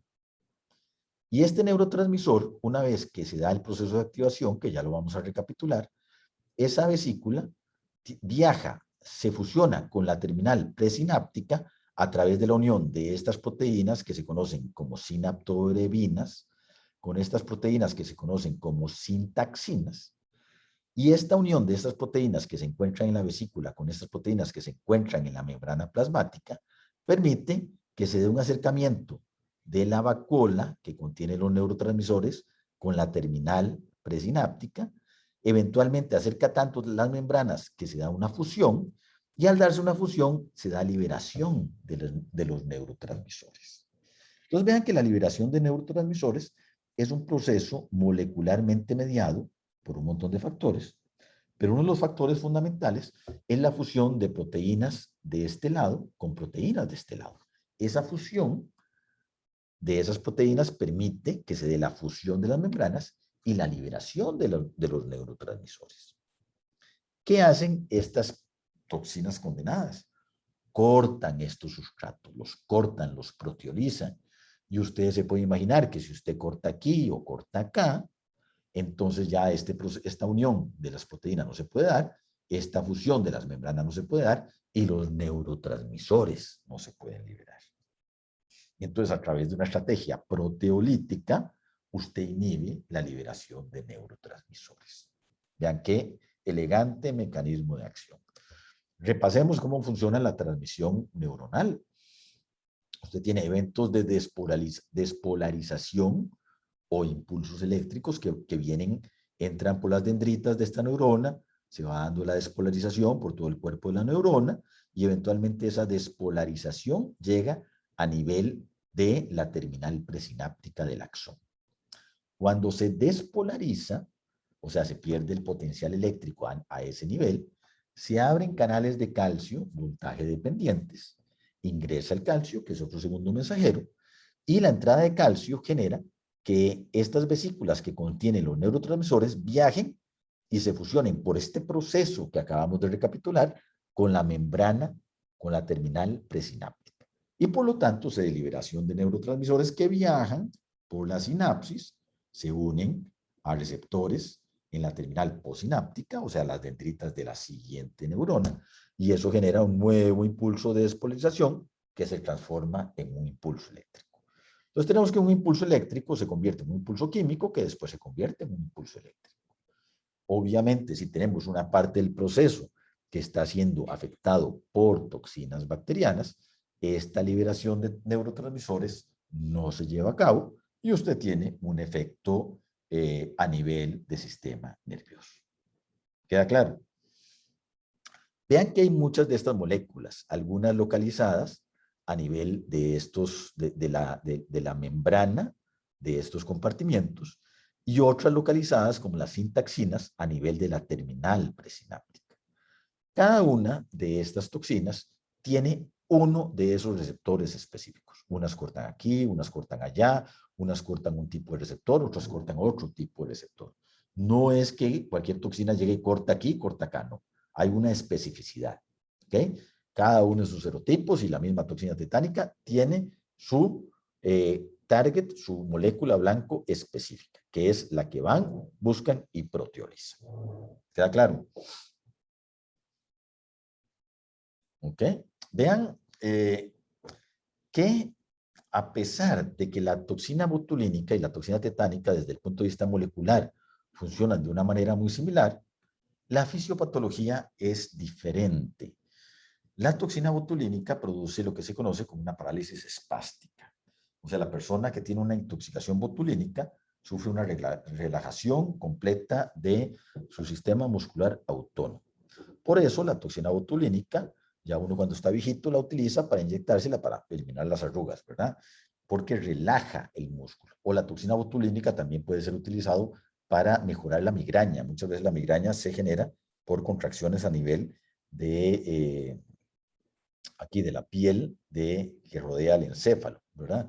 Entonces, al relajar eso, se genera una relajación, obviamente, y una mejora de los síntomas de la migraña. Porque la toxina botulínica tiene esa capacidad de producir esa flacidez.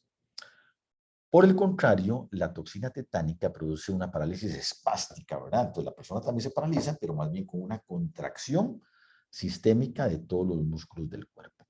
Entonces, ¿por qué tenemos toxinas que tienen un mecanismo de acción muy parecido, pero una fisiopatología tan diferente? Bueno, resulta que la toxina tetánica va a actuar sobre neuronas inhibitorias. La toxina tetánica, si ustedes hacen una recapitulación y recuerdan cómo generalmente uno puede tener un episodio de tétano, eso ocurre cuando, por ejemplo, usted va caminando por un potrero y se mete un clavo todo herrumbrado en una extremidad inferior. En ese momento usted puede ser inoculado con Clostridium tetani, que es una bacteria habitante del suelo. La bacteria se multiplica en el sitio de la inserción del clavo, ahí libera la toxina ingresa a neuronas periféricas, ingresa a esas neuronas periféricas, pero en esas neuronas periféricas la toxina no se va a translocar. Vean qué interesante. La toxina ingresa a las neuronas periféricas, pero ahí no se transloca. Ahí entra en un endosoma y hace un viaje retrógrado axonal. Entonces ingresa por el axón de esa neurona periférica, que puede ser extremadamente larga, ¿verdad? Y comienza a viajar para atrás, para atrás, para atrás, para atrás, para atrás.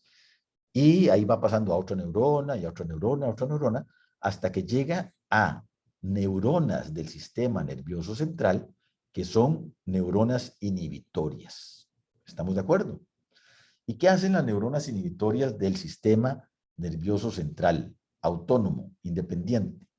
Esas neuronas lo que hacen es que de forma autónoma, sin que nosotros la controlemos, relajan los músculos antagónicos que nosotros sí queremos contraer.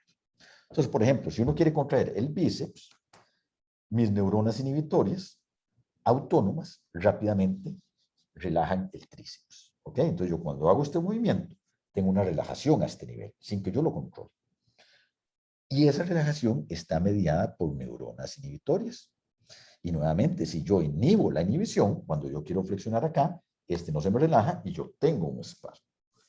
Por eso la fisiopatología de la toxina tetánica es la parálisis espástica. ¿Ok?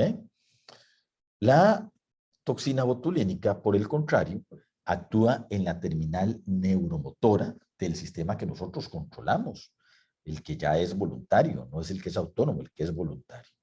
La toxina ingresa es una enfermedad de transmisión oral, cruza la barrera gástrica, se disemina por sangre y llega, es absorbida por las neuronas que están en la terminal neuromuscular, o sea, cuando un axón culmina en una célula muscular y al darse la liberación de los neurotransmisores se induce la contracción del músculo, y entonces al darse un efecto a ese nivel, no se puede producir la contracción y entonces más bien hay un espasmo. El paciente sufre una parálisis espástica. Entonces vean qué interesante, tenemos dos toxinas con un mecanismo molecular muy parecido, inhibición de la neurotransmisión, pero una localización de neuronas diferentes que son afectadas y por lo tanto una fisiopatología diferencial entre la toxina botulínica y la toxina tetánica. ¿Queda claro? Muy bien. Otros mecanismos de acción, ya para ir terminando, ya llevamos 1:30 y estamos todos nerviosos porque hoy tenemos que ganar y si no ganamos a Jamaica estamos fregados, entonces tampoco quiero torturarlos mucho tiempo más para que vayan y se pongan cómodos a ver el partido. Debiera... Sí, dígame. Perdón, solo una preguntita. Entonces la toxina tetánica es sobre las acciones inhibitorias y la botulínica, Ajá. el contrario, sobre las Exacto. activadoras. Exactamente. Entonces, la toxina tetánica actúa a nivel de neuronas del sistema nervioso central que tienen una acción inhibitoria autónoma que nosotros no controlamos. ¿Ok? Y vean que sí pasa por neuronas del sistema voluntario, pero ahí no se transloca. Recuerden la translocación. Si no se transloca, no actúa. Pues resulta que se mete en una vesícula y viaja por toda esta neurona, pero nunca se transloca. Y como no se transloca, no actúa sobre esta neurona. Vea qué interesante. ¿Ok? Y después pasa por la sinapsis y se devuelve y es hasta que llega a la neurona inhibitoria que se transloca al interior del citoplasma de esa neurona y ahí actúa. ¿Entiende? ¿Y por qué no se trasloca en la periférica? ¿Hay algún receptor o Eso tiene que ver, eso primero, no se conoce en detalle, pero esa es una pregunta interesantísima, Natasha. ¿Cuál es la molécula que determina la translocación? Tiene que haber algo en los compartimientos de las neuronas inhibitorias que una vez que es reconocido por la toxina a ese nivel, induce la translocación. Vea la elegancia del sistema, porque si no se translocaría aquí y aquí podría actuar y entonces tendríamos otro tipo de parálisis, ¿entiende? Y otra cosa muy interesante de eso que usted acaba de preguntar. Vean que usted llegó y se metió el clavo acá, ¿verdad? Hoy usted se metió el clavo acá. Usted va y se mete el clavo acá, la bacteria se mete y comienza a producir la toxina y rapidito, en cuestión de horas ya está aquí, ¿verdad que sí? Pero si usted se mete el clavo acá, ¿a dónde la mandan a usted? Si usted se mete un clavo, ¿qué le hacen que se vaya a poner? La vacuna, ¿verdad? ¿Y cuánto tiempo toma despertar una respuesta de anticuerpos? Bueno, ya nosotros nos vacunaron hace tiempo, pero nos van a poner la vacuna nuevamente para generar una respuesta de anticuerpos. Y ya conocemos que la respuesta de anticuerpos por lo menos 15 días. ¿Por qué? Porque es una estrategia de neutralización válida que nos ponga los anticuerpos en el momento que nos inoculamos las bacterias. Porque dura tanto tiempo la toxina en hacer todo este viaje que cuando ya llega por aquí y se expone a la sinapsis, ya para este momento ya tenemos anticuerpos. Y en ese momento esos anticuerpos llegan y neutralizan a la toxina. ¿Lo ven? Entonces la toxina tiene un episodio extracelular acá. Literalmente sale de una neurona y pasa a la siguiente. Vean qué interesante, ¿verdad? Entonces, vean que el proceso de translocación que les dije hace como media hora, una hora, es tan específico que no ocurre ni siquiera en cualquier célula, ocurre en una célula en particular y la toxina tiene varios pasos extracelulares para pasar de célula a célula. Tanto así que la neutralización funciona. Es el mismo principio por el cual uno no se vacuna generalmente contra la rabia y solo le ponen la vacuna contra la rabia cuando lo muerde un animal que sea potencialmente rabioso. ¿Por qué? Porque el virus de la rabia también hace este viaje retrógrado axonal. Entonces usted lo muerde el perro acá y mientras el virus llega por aquí, ya usted desarrolló anticuerpos y cuando el virus sale, ¡pam!, usted lo neutraliza. ¿Lo ve? Pero esa pregunta de Natasha nos permite ahondar mucho sobre la exquisitez de este mecanismo molecular de acción. ¿Queda claro? Y también necesitaría varios receptores. Bueno, otro receptor para pasar a la otra neurona. Exactamente, claro. Entonces es muy probable que hayan receptores en esta zona y otro tipo de receptores acá.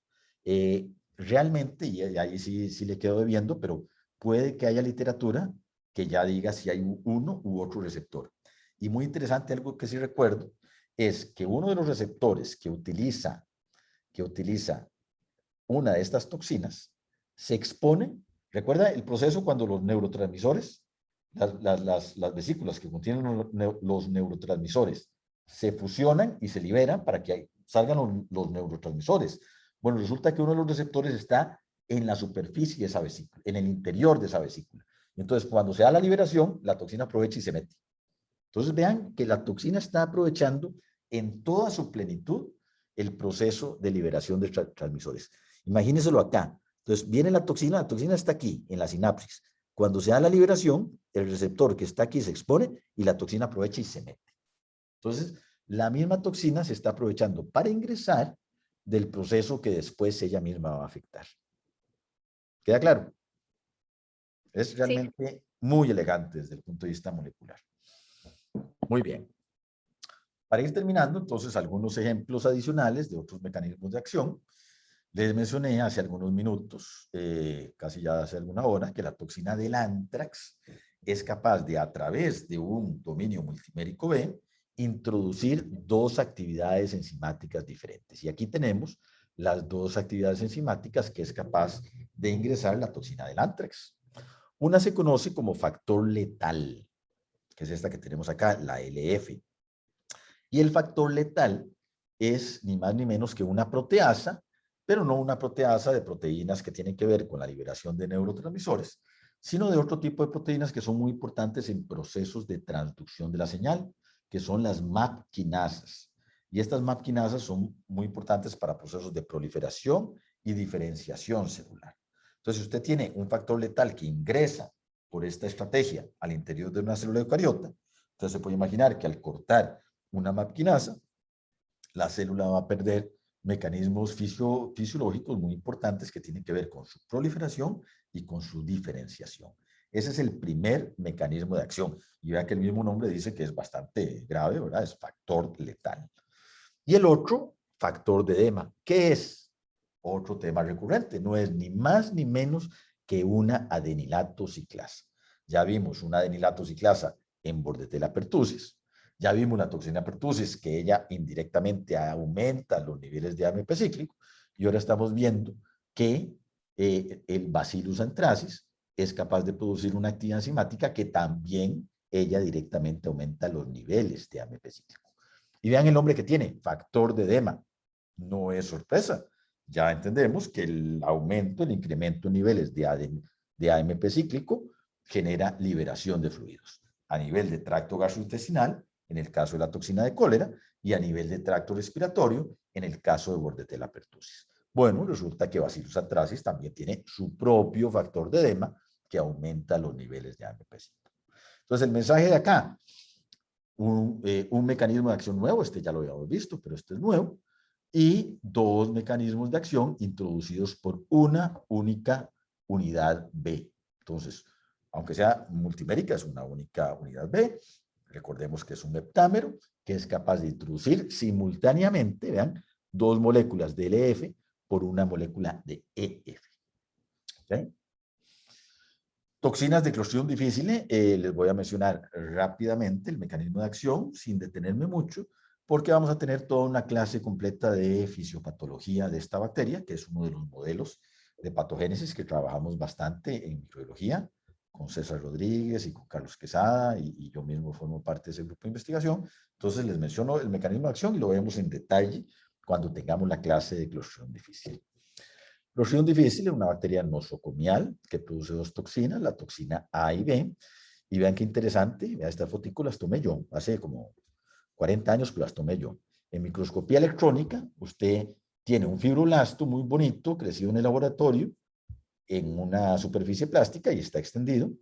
Y si usted le agrega una cantidad de picogramos de toxinas por solo media hora, desde la toxina B, de Clostridium difficile, por ejemplo, vea lo que le sucede a la célula. Pasa de estar así a estar totalmente colapsada. Es una toxina que ataca directamente la conformación del citoesqueleto de actina. En 20 minutos pasa usted de aquí a acá. ¿Cuál es el mecanismo de acción? Son toxinas que son glicosiltransferasas. Y cuando tengamos la clase de el modelo de Clostridium difficile, pues les voy a contar un poco cómo se llegó a encontrar ese mecanismo de acción. Si hoy empiezo con el cuento, pues entonces nos agarra minuto 15 del partido, entonces ya es demasiado, ¿verdad? Pero nada más para resumirlo, estas son toxinas que toman la UDP-glucosa, que es esta molécula que está acá, nuevamente un cofactor, toman la UDP-glucosa, la cortan a este nivel, toman la molécula de glucosa y se la pegan covalentemente a proteínas, a GTP, asas monoméricas de la familia Rho. Y recuerde que ya habíamos visto, tema recurrente, que la toxina C3 de Clostridium botulinum modifica precisamente a la proteína Rho. Bueno, aquí tenemos otro ejemplo de evolución convergente. A través de un mecanismo enzimático diferente, se modifica a ese mismo tipo de sustratos. En este caso se modifica Rho, RAC y CS42, son diferentes sustratos los que se modifican, y esa modificación induce un colapso del citoesqueleto. ¿Lo ven? Entonces, la toxina C3 de Clostridium botulinum ADP ribosila Rho y colapsa el citoesqueleto. La toxina A y B de Clostridium difficile glicosilan Rho y colapsan el citoesqueleto. Y vean qué interesante. Hay toxinas como el factor de necrosis citotóxico de Escherichia coli que también atacan Rho, pero en lugar de inactivarlo, lo activan. Y entonces, en lugar de colapsar el citoesqueleto, fomentan la formación de citoesqueleto y producen un ensamblaje de ese citoesqueleto y producen un agrandamiento celular. ¿Y esto por qué lo hacen? Bueno, la ADP-ribosilación y la glicosilación inactiva a la GTPasa, no permite que interaccione con los efectores, mientras que el factor de necrosis citotóxico deamida un aminoácido en particular de la proteína Rho, y al hacer esa deamidación elimina la actividad GTPasa y, tema recurrente nuevamente, vean que es una clase de repeticiones, tema recurrente, si inhibo la actividad GTPasa, la proteína permanece activa y al permanecer activa, constantemente estimula la polimerización del citoesqueleto y vamos a tener un agrandamiento celular y vamos a tener un hiperensamblaje del citoesqueleto de actina. ¿Queda claro? Entonces, en este momento, bueno, ya tenemos como hora 45 de clases, creo que es suficiente. Es una clase que si bien no es exhaustiva, nos quedan muchos ejemplos por ver, nos quedan algunos mecanismos que no da chance de ver, pero yo creo que sí es bastante comprensiva en el sentido de hacer un seguimiento molecular desde la unión al receptor, pasando por el proceso de translocación y entendiendo los diferentes, o por lo menos algunos, de los ejemplos que existen de modificaciones de sustratos intracelulares. Y todo esto acompañado por la divagación sobre el papel de cada uno de los dominios de la toxina en este proceso. Unión al receptor, translocación y modificación de sustratos, con las consiguientes consecuencias a nivel celular, de tejidos, de órganos y obviamente de hueso. ¿Ok? Bueno, eso es lo que tenía para compartir hoy con ustedes. No sé si tienen alguna pregunta.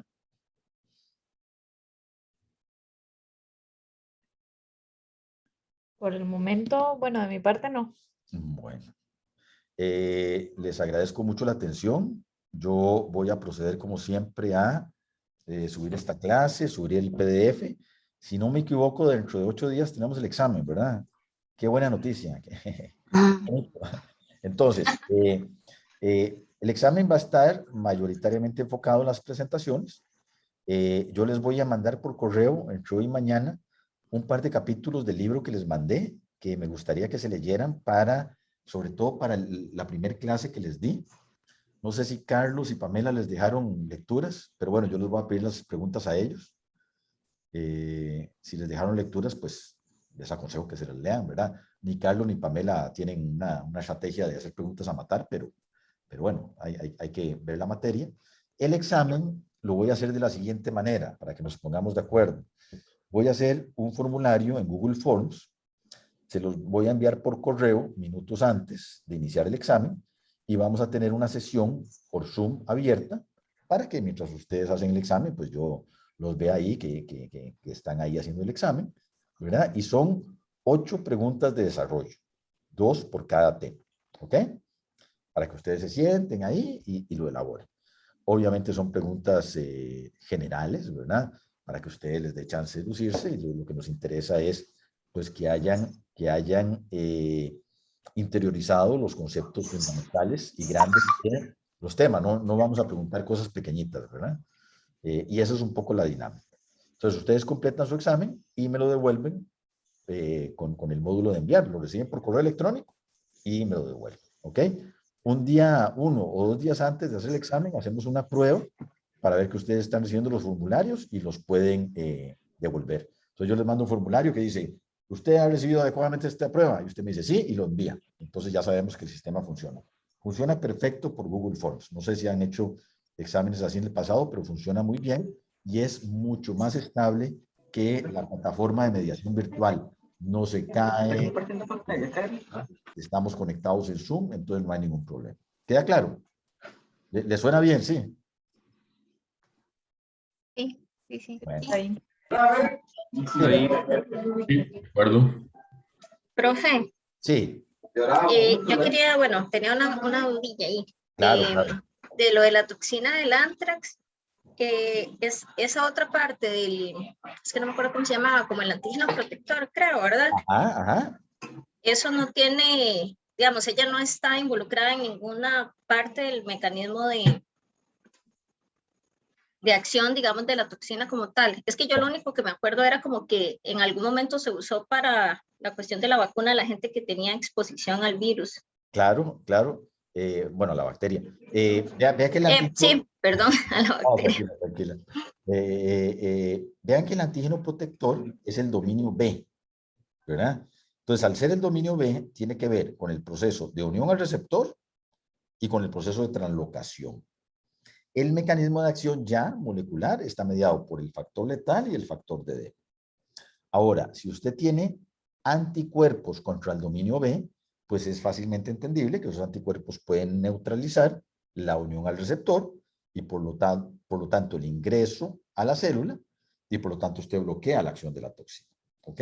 Por eso el antígeno protector primero recibe ese nombre y por eso es una subunidad que ha sido utilizado como vacuna. No sé si eso era lo que estaba preguntando, más o menos. Sí, sí, qué vergüenza, más bien. No. Es que ahora como todo es COVID, entonces Sí. uno solo tiene el virus. No, ahora, vea, es una cosa tan triste, porque nosotros, uno trabaja con variantes de las cepas y todo, y receptores, y RBDs toda la vida. Y ahora todo el mundo se lo sabe por el COVID y a nadie le importan las pobres bacterias. Es una tristeza. Pero bueno, cuando veamos que los son difíciles, les voy a contar yo las décadas que tenemos trabajando con diferentes cepas y diferentes toxinas que tienen diferentes RBDs y tienen diferentes potencias, que es lo mismo que estamos viendo en COVID, pero claro, con una tasa de mutación mucho más lenta, ¿verdad? Pero sí, es entendible que ahora todo es virus, no se preocupe. Sí, sí, no necesitamos una pandemia bacteriana para que estemos de moda nosotros. No, más bien, la pandemia del COVID ha puesto sobre la mesa un montón de conceptos fundamentales de patogénesis. Y entonces, para nosotros que estamos en el campo, así ustedes estudiando esto, y para el público en general, estos conceptos ahora son muchísimo más entendibles. Y eso, pues, es un pequeñísimo efecto positivo dentro de lo grandemente negativo que ha tenido la pandemia, ¿verdad? ¿Ok? Gracias. Bueno, gracias a usted por la pregunta. ¿Algo más? Bueno, si no hay más preguntas, les agradezco muchísimo la atención. Crucemos los dedos de que por lo menos 2-3-0 y nos vemos la otra semana. Chao. Listo, gracias. Listo, gracias. Muchas gracias. Muchas gracias. Chao, chao.